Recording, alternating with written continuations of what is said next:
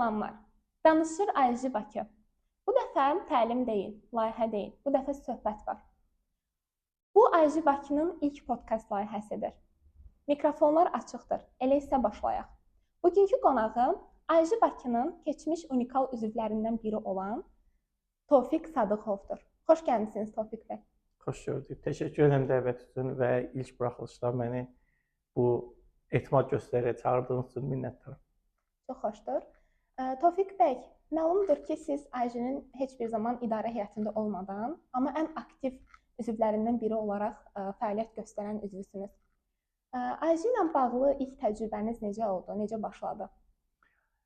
Bəli, IJ ilə ilk təcrübəm birinci kursa təsadüf edir. Mən Neft Akademiyasında təhsil alırdım və 2007-ci il idi. Və IJ Bakı təşkilatı ilə tanış olmuşdum. İndi geriyə baxanda artıq üzərindən 18 il vaxt keçib. Bəzən inandırıcı gəlmir, amma həqiqət belədir, tarix belə ki, 18 il bundan əvvəl baş verib bu hadisə. Və yaxşı qeyd edərdiniz ki, mən idarə heyətində olmadan ən aktiv olan üzvlərdən biri idim. Və yeganə üzvəm, səhv etmirəmsə, yeganə üzvəm ki, idarə heyəti olmadan fəxri üzv adı almışam. Hansı ki, biz fəxri üzv adını keçmiş idarə heyəti və keçmiş prezidentlər üçün təsis eləmişdik və onların fəaliyyəti dövründən sonraki dövrdə ümumi bord yığılanda səs verməklə onlara fəxri üzv adı verirdik. Və mən hər zaman o qüruru yaşayırdım ki, mən bord olmadan, idarə heyəti və prezident olmadan fəxri üzv adını almışdım. Amma digər tərəfdən bu ad mənə həm də əlavə bir məsuliyyət verirdi, əlavə bir, necə deyim, yaxşı bir dəyər verir ki, mən özümü hər zaman IJ üçün çalışmalı və IJ üçün nələrsə etməyə vadar edirdi, motivasiya verirdi. Məlumdur ki, IJ Bakı bir çox üzvlərin həyatında müəyyən dəyişikliklərə səbəb olmuşdur. Bəs IJ Bakı sizin həyatınızda hansı dəyişiklikləri yaratdı? Mən tələbə illərində ilk olaraq qoşulduğum təşkilatlardan birincisi idi IJ Bakı və buradakı mühit, buradakı dəyərlər, tanış olduğum dostlarım məni bu təşkilata vadar edir ki, davamlı gəlin və burada fəaliyyət göstərim. Və mənim həyatımda bir çox şeyləri dəyişib IJ Bakı. İlk xarici səfərim, ilk xarici tədbirim, ilk beynəlxalq tədbirim, bunların hamısı IJ Bakı ilə əlaqəlidir. Və bu günə qədər bu gün həyatımda tətbiq elədiyim və belə deyək, ötürdüyüm informasiyaların bir çoxunu həmin illərdə, tələbə illərində IJ Bakıda öyrəndiyim məlumatlar və təcrübələrdir. Az öncə də qeyd etdiniz ki, IJ sizin həyatınızda müəyyən dəyərləri formalaşdırıb. IJ-nin artıq yeni üzvləri var. Son lokaldan sonra artıq yeni üzvlərimiz gəlib. Siz yeni üzvlərimizə IJ dəyərini necə aşılayardınız? Müxtəlif təşkilatlar var. Yəni bir gənc olaraq, tələbə olaraq Azərbaycanda qoşula biləcəkləri, bəlkə də bu gün mənim tələbə illərim dövründən fərqli olaraq daha çox təşkilatlar var. Amma niyə IJ Bakıya gəlirlər və niyə bura üzv olurlar? Birinci o suala özlərinə cavab tapmalıdırlar və bunun üçün də təşkilatı araşdırmaq, öyrənmək və təşkilatın dəyərlərini başa düşmək lazımdır. Hər bir təşkilat bir orqanizmdir. Necə ki, yeni bir insanla, dostla tanış olursan, təşkilatla tanış olanda da onun haqqında məlumatlı olmalısan. Mənə görə hər birimizin beynində bir təşkilat müəyyən bir obrazda canlanır. Bunun rəngi var, bunun cinsi var, bunun xarakteri var. Və bir tələbə olaraq birinci növbədə bunları tam-tamına anlamalıdırlar ki, IJ Bakı hansı bir strukturdur və onlara nə verə bilər. İkinci mərhələdə isə artıq maksimum oradan yararlanmağa, faydalanmağa çalışmalıdırlar. Yeni üzvlərimizə sözüm, tövsiyəm yalnızca ola bilər ki, maksimum çalışsınlar ki, IJ Bakının onlar üçün açdığı qapılardan istifadə edib növbəti otaqlara keçsinlər və daha çox şey öyrənsinlər. Məlum məsələdir ki, IJ-yə qoşulan gənclər, IJ Avropa tələbə forumu olduğu üçün bir çox gənclər üçün Avropaya açılan bir qapı rolunu oynayır.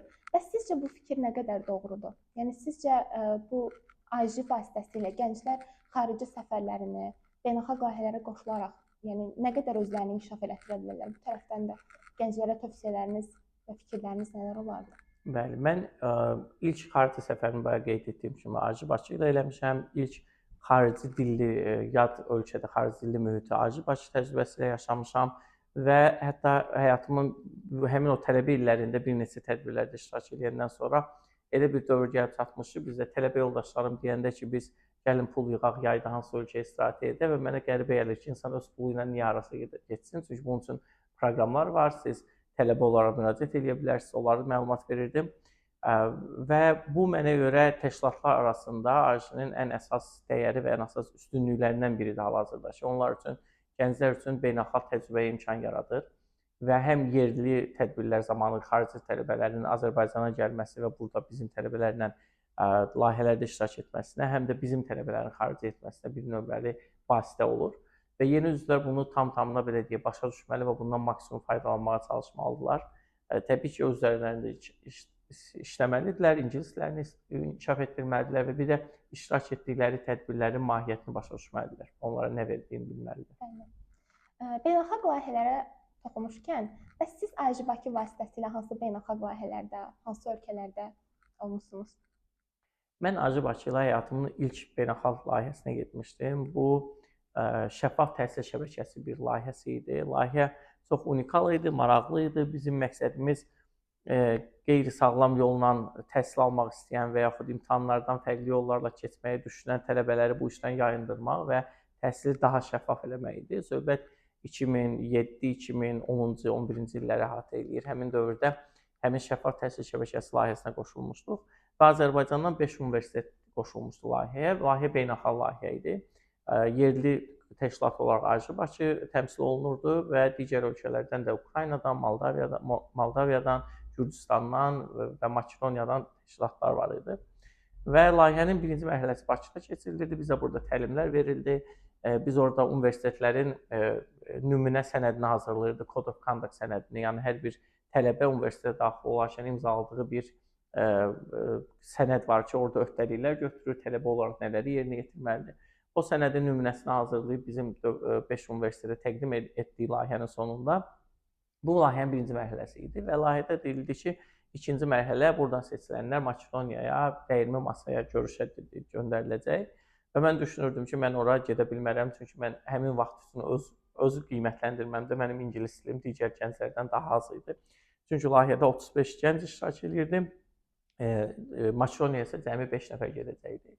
Nəticədə elə oldu ki, bizim koordinatorumuz Aynur xanım, indi bəlkə də izləyir, dinləyir, o da köhnə AJI-çilərdəndir.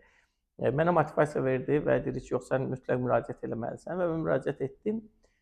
Nəticədə mənə zəng olundu ki, sən seçilmisən, e-mail yoxla və mən yoxladım ki, bəli, 5 nəfərdən biri mənəm, gözləmirdim. Amma bəzi hallarda, bax, AJI-nin mənim həyatımda edə bildiyi dönüş nöqtələrindən biri idi. Həmin anda mənim öz güvənimi qaldıra bilmişdi və mənim bir tələbə olaraq öz potensialıma inanmağıma səbəb olmuşdu.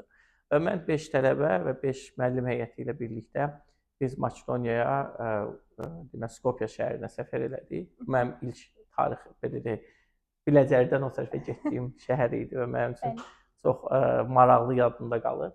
Və eyni zamanda həmin layihə mənə görə tələbə illərində həyata keçirdiyim ən faydalı, bir parçası olduğum ən faydalı layihələrdən biri idi. Çox təşəkkür edirəm AJI Bakıda yaşadığınız təcrübələri bölüşdüyünüz üçün.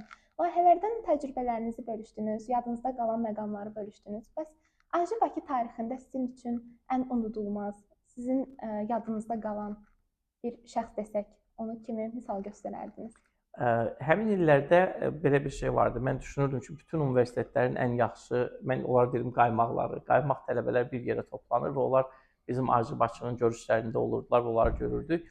Bu təşkilatı mənim üçün maraqlı edirdi. Tək mənim üçün yox, digər gənclər üçün də ki, biz niyə gəlirdik o görüşlərə? Çünki maraqlı insanlar, fərqli universitetlər çevrəmiz olurdu. Mən indiki Neft və Sənaye Universiteti tələbəsi idim, amma eyni zamanda mənim Dillər Universitetindən, Slavyan Universitetindən, Texniki Universitetdən və digər universitetlərdən dostlarım yaranmışdı. Hamısının səbəbi AJI idi. Çünki bizi birləşdirən dəyər AJI idi. Və həmin dövrdə bizimlə birlikdə könüllü olan, layihələrdə çalışan, bir komandada çalışdığımız gənclər artıq üzərindən 18 il, 15-18 il vaxt keçir. Hər biri indi müxtəlif qurumlarda təhsildən turizmə qədər, iqtisadiyyatdan, belə deyək, kənd təsərrüfatına qədər bütün qurumlarda təmsil olunurlar və eyni zamanda beynəlxalq təşkilatlarda çalışırlar. Amma onların arasında mənim üçün ən dəyərli və yaxud mənim üçün ən yadda qalan insan soruşsanız, indiki Elm və Təhsil Nazirimiz cənab Emin Əmrullayevdir.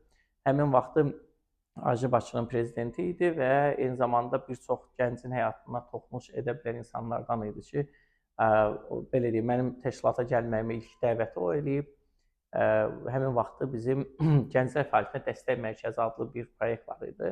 O AJI Bakı ilə eyni binada yerləşirdi. Bu indiki Şahmat məktəbinin arxasında Çox maraqlı, unikal bir yer idi. Həm biz gedib orada dərslərimizi çalışa bilirdik, internetdən istifadə edirdik. Bir də bizim qarajımız var idi. Qaraj AJI Bakının təlim otağı idi.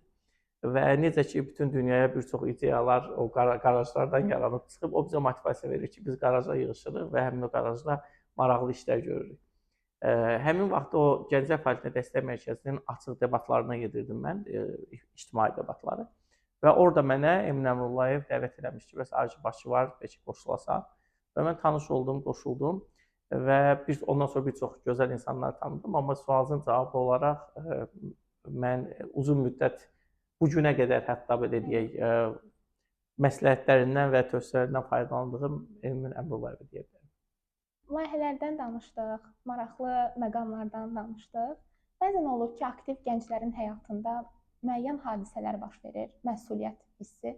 Bəzən biz fikirləşə bilirik ki, mən özüm də öz təcrübəmdən çıxış edərək deyə bilirəm ki, bəzən fikirləşirsən ki, artıq yolun sonudur və bunun həlli yolunu mən tapa bilmirəm, bu problem məni aşır. Heç olubmu sizin də həyatınızda elə bir məqam yaşamısınız AJI Bakı tarixində, yaxud öz sosial həyatınızda və fikirləşmisiniz ki, bu məsuliyyət mənim üçün çox ağırdır, mən bunu aşa bilmərəm, amma necəsə onun həllini tapıb o problemi aşmısınız? Olub. Yəni layihə proses ərzində dəfələrlə olub və bu cür ümumiyyətlə təşkilatların önəmi odur ki, bizə səhv eləmə imkanı yaradır. Və AJI Bakının mənə görə digər gənclər təşkilatlarından bir dənə də fərqləndirən xüsusiyyəti o ki, bu tələbə təşkilatıdır. Yəni biz digər gənclər təşkilatları tələbələrlə işləyir, amma gənclərlə də işləyə bilir. Amma AJI Bakıda biz sırf tələbələr işləyir və tələbələrə imkan yaradılır ki, bir ildən bir təşkilatın məsuliyyətini özlərində götürsünlər və ölkədə fəaliyyət göstərən və çox az saylı seçkili orqanlardan biri ki, biz ildə bir dəfə öz idarə heyətimizi və sədrimizi, prezidentimizi seçirik. Bu da çox unikal, belə deyək, alətdir ki, əksər təşkilatlar bunu istifadə etmək istəmir. Və bu onu gətirir, çıxardır ki, sən tələbə olaraq tələbələri idarə edirsən, yəni öz həmyaşıdlarını idarə edirsən və bu zaman sənin məsuliyyətin və belə risk etmə şansların yüksəlir və təşkilat sənə imkan yaradır, sən səhvlər edəsən. Və sənə tapşırmırlar, sən tapşırırsan, sən düşünürsən, sən komanda olaraq qərar verirsən ki, misal üçün buradan Şəkidə tədbir var, biz avtobusla getməliyik, qatarla getməliyik, maşınla getməliyik və bu yol hansının doğru, hansının səhv olduğunu bilmirsən hələ. Çünki sənin birinci, ikinci kursda oxuyursan və sən indiyə qədər Bakıdan 30-40 nəfəri götürüb harasa aparmamısan, amma təşkilat sənə imkan yaradır ki, bunu eləyəsən. Və həmin proseslərdə dəfələrlə çıxılmaz vəziyyətə düşürsən. Hansı ki, həmin anda heç kəs sənin köməyinə çata bilmir. Sən yolu nədir? Ancaq özünə güvənməlisən, dostlarına güvənməlisən və komandana güvənməlisən ki, siz o birlikdə o yoldan çıxasınız. Nəqliyyatla bağlı problemlər olub, qida ilə bağlı problemlər olub, iştirakçının səhhəti ilə bağlı problemlər olub amma bunların hamısını yaşamışıq, hamısını içindən keçmişik və bu gün məni bəlkə də bu tədbirlərdə, böyük tədbirlər təcrübəsində güclü eləyən həmin o illərdə buraxdığım səhvlər və oradan öyrəndiyim nəticələr. Bəli. Deyə bilərikmi ki, AJI bizi real həyata, real iş mühitinə, belə deyək də, bizi ona hazırlayır, real həyata, real həyatın məsuliyyətlərinə bizi hazırlayır. Bəli, ona hazırlayır və dediyim kimi sən real həyatda o səhvi etsən artıq gec olacaq, amma təşkilat vaxtı o kiçik proyektlərdə, kiçik layihələrdə edəndə həyatı əhəmiyyətli səhv deyil, amma proyekt əhəmiyyətli səhv deyil, yox olsun, sən oradan öyrənirsən. Artıq problemlərin həllini axtarıb tapmağa məcbur eləyir. Yəni səni elə həddə gətirir ki, sən artıq o problemə problem kimi yox, həll yolu axtarmaq üçün yanaşırsan. Və ən əsası da maliyyə idarəçiliyini öyrədir. Məsələn, bizim layihələrin müəyyən büdcələri olur və sən layihə rəhbəri, komanda olaraq pulu nəyə xərcləməyə başa düşürsən, hansı tədbirdə suyu necə almalısan, şirniyyatı nə qədər almalısan, bunu bəli, bir dəfə səhv eləyəcəksən, amma ikinci dəfə artıq yolunu tutmuş olursan. AJI Bakı tarixində məsuliyyətlərimizdən də danışdıq. Heç olubmu ki, hansısa bir layihədə çox maraqlı, çox gülməli bir hadisə yaşamısınız və bu hadisə illər keçib, amma sizin hələ də yadınızda qalıb? Olubmu belə bir hal? Hansısa bir tədbirdə, hansısa bir layihədə? Bir neçəsi olub, amma ən maraqlısı yadda qalanı tarix nə qədər. Yəni nə qədər maraqlı olub ki, tarix nə qədər yadımdadır. 2008-ci il yanvar ayının 31-i biz getmişik Şəkiyə, düşərgəyə və bəlkə də izləyənlərdən bizim həmin vaxtın AJI-çiləri xatırlayacaq o görüş tədbiri.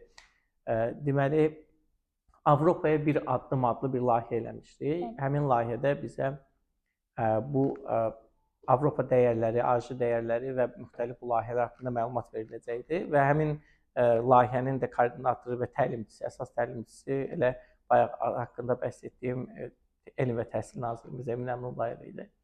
Biz buradan qatarla yola düşdük və 3 günlük düşərgə idi və Bakıdan kənarda tələbə olaraq evdən, ailəmdən kənarda keçirdiyim ilk düşərgə idi. Mənim üçün də maraqlı idi və maraqlı, belə deyək, həyəcanlı idi. Və gedib orada Şəkidə bir ev tutulmuşdu, həmin evdə kamp keçirilirdi, həm təlim keçirdi, həm qalırdıq. Və həmin evin sahibi Mətanət xanım idi. Mətanət xala deyirdi, indiyə qədər o illərin ajetçiləri yaxşı tanıyır. Mətanət xala bizə həm də yemək bişirməyi öhdəliyinə götürmüşdü. Amma təlimin artıq birinci günü məlum oldu ki, Mətanət xala əslində 30-40 nəfər üçün yemək bişirə bilmirmiş. Məsələn, düyü bişirirdi, kaşı olurdu, kartof qızardırdı, yanırdı. Və bu bizim üçün o qədər zarafata çevrildi ki, biz artıq bir yerdən sonra başa düşdük ki, ən yaxşısı hardansa hazır nəsə alaq, onu özümüz bişirək və həmin o board üzvləri və özümüz çalışdıq ki, kömək edək Mətanət xalaya və bir neçə gün ac qalmayaq, həmin o prosesi keçək. Və o həmin illərdən Şəki və Mətanət xala deyəndə o günlər yadımıza düşür. Deyə bilərik ki, AJ-nin yaxşı tərəflərindən biri də AJ sizə həmçinin tədbirlərin daxilində yemək bişirməyi də aşılayan belə bir unikal. Bəli, həmin əlavə bacarıqlar üzə çıxır. Məsələn, kiminsə yaxşı yemək bişirmə qabiliyyətini kəşf edirsən, kiminsə qatarla getmişdik, məsələn, qatarda kimsə ifa eləyirdi, gitarasını gətirmişdi. Sonra orada müxtəlif şeir gecəsi eləyirdi, kimsə yaxşı şeir deməyini müəyyən eləyirdi, yəni tapılırdı, üzə çıxırdı istedadı, mahnı oxuyanlar olurdu. Və bütün bunlar hamısı təşkilatı və o birliyi möhkəmləndirən, dəyərli eləyən işlərdir. AJ Bakı bir dəyərdir. Bəs yeni üzvlərimiz var, hansı ki onlar AJ dəyərini, yəni yeni olduqları üçün hələ AJ dəyərini tam onlara aşılanmaq yolundadırlar, yəni yeni başlayırlar. Siz bəs AJ-nin aktiv və alumni üzvlərindən biri olaraq yeni üzvlərimizə bu dəyəri aşılamalı olsanız, bunu necə aşılayardınız? Dəyər elə bir anlayışdır ki, bunu hiss eləməlisən, yaşamalısan, başa düşməlisən. Bütün üzvlərə tövsiyəm odur ki, təşkilatı öyrənməlidirlər. Həm yerli, həm Avropa, beynəlxalq sferada AJ-ın gördüyü işlərlə tanış olmalıdırlar və bunun bir nə üçün qoşulduqlarını başa düşməlidirlər və ondan sonra artıq təşkilatda nə ilə faydalana biləcəklərini başa düşəcəklər. Təbii ki, bizim ABC təlim kursumuz var ki, onlara hansı ki, ilkin olaraq əlifbanı öyrədirik ki, biz nə etmək istəyirik, dəyərimiz nədir. Amma hər kəs bütün tələbələr AJ-Bakının tələbəsi olmalıdır deyə bir anlayış yoxdur. Ona görə bunu başa düşənlər gəlməlidirlər, anlamalıdırlar və bir də bunun böyük bir ailə olduğunu, təkcə Azərbaycandan və Bakıdan və yaxud bizim regiondan ibarət olduğunu deyil də, bütün Avropanı əhatə edən bir qurum olduğunu başa düşməlidirlər və onları anlayandan sonra, o dəyəri başa düşəndən sonra və bir neçə layihədə iştirak edəndən sonra onlar AJ-ını daha çox başa düşüb, daha çox sevəcəklər. Mənim üçün ən belə deyək, həssas və önəmli, dəyərli olan məqamlardan biri, bir, getdiyiniz xarici Avropa şəhərində mütləqdir ki, əgər orada universitet və tələbə varsa, sən bir AJ-si tapacaqsan. Və əksər hallarda köməyə ehtiyacın varsa, onlar sənə kömək edə biləcəklər. Çünki sən böyük bir ailənin bir üzvüsən. Bu birinci məsələdir. İkinci də ki, onları görəndə sənə doğma gələcək. Məsələn, mən bu yaxınlarda keçən həftə bir beynəlxalq təlimim var idi, təlim keçirdim. İştirakçılardan biri İspaniyadan gəlmişdi. İspaniyadakı AJ branşların birinin prezidenti idi. Bu mənim üçün çox belə dəyərli və unikal bir şey idi ki, mən belə deyək, öz dəyərimi paylaşan, mənimlə eyni dəyəri paylaşan bir insanla rastlaşmışdım. Halbuki aramızda yaş fərqi var idi, aramızda fərqli etaplarda AJ olmuşuq. Mən 2007-2010-cu illərdə, o xanım isə indi hələ AJ-Bakının prezidentidir. Amma bu, ona baxmayaraq zaman anlayışını itirir. Zaman, o həmin dəyərlər, vaxtı, zamanı, yaşı dəyişir və insanı bağlayır bir-birinə. AJ-Bakının yeni idarə heyəti var, artıq 7 nəfərdən ibarət və onlar artıq ilk layihələrini geridə qoydular, imkanı. Siz yəqin ki, məlumatlısınız onların ilk layihəsi haqqında.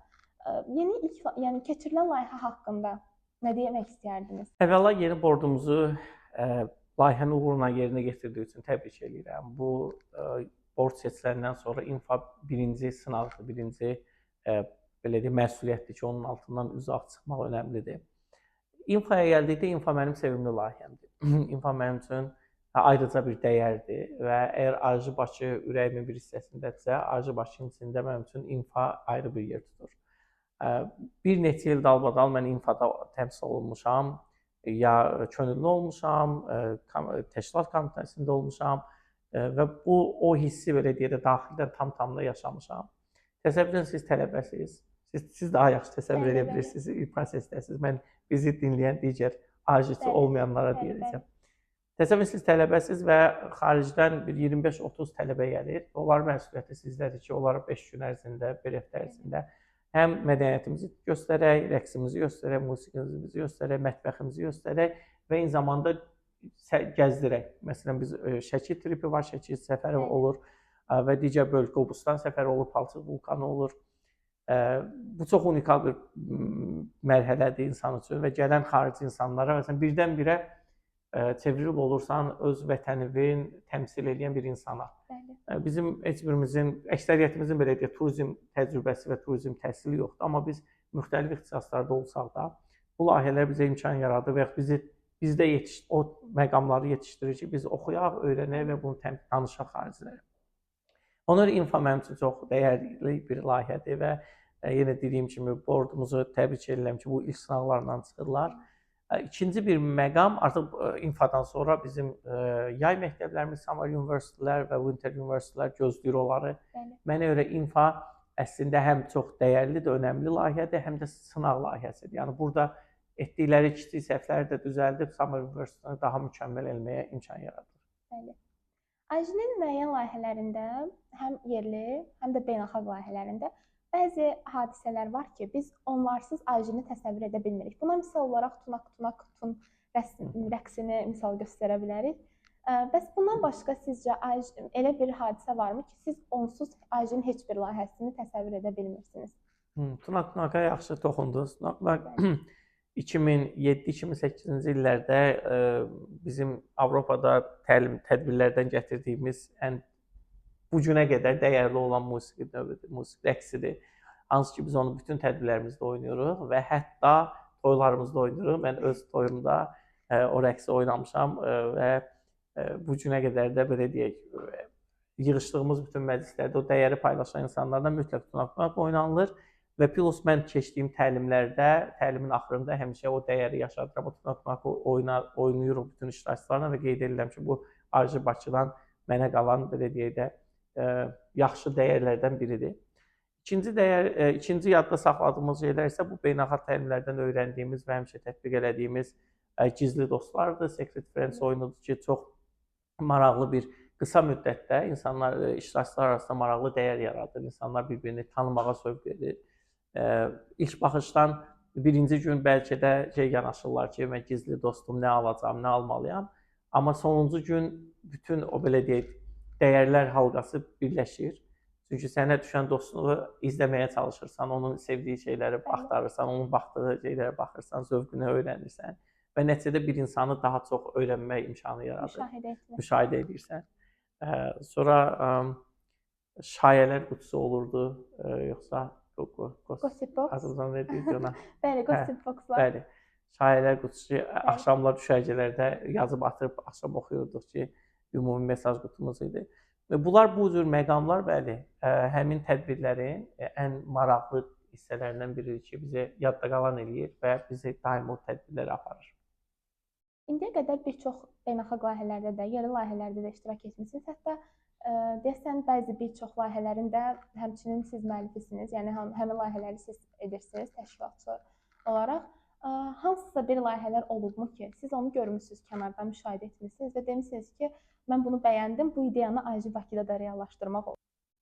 Yaxşı sualdır. AJI Bakı, AJI təşkilatı ailəsi biraz özünə məxsus bir təşkilatdır. Özünün dəyərləri, özünün istiqamətləri var. Ona görə bəzi hallarda ola bilsin ki, başqa bir layihələri bura gətirmək olmur. Amma AJI-dən digərlərini aparmaq olur, yaxşı ideyaları paylaşmaq olur. Nə isə əlavə eləməyi düşünməmişəm, ağlıma gəlməyib elə bir başqa bir layihəni buraya etdim. Çünki daha çox mən AJI-dən faydalanmışam, qidalanmışam və digər layihələri həyata keçirmişəm. Buradan öyrəndiklərimi daha çox böyüdüb, daha böyük layihələrə çevirmişəm. Amma mən arzumdur ki, həmişə bu infanı daha böyük heyətlə eləmək və infa tədbirini bütün ölkə səviyyəsində eləmək. 35-40 tələbə ilə də kifayətlənməyib daha çox tələbəni qəbul eləmək.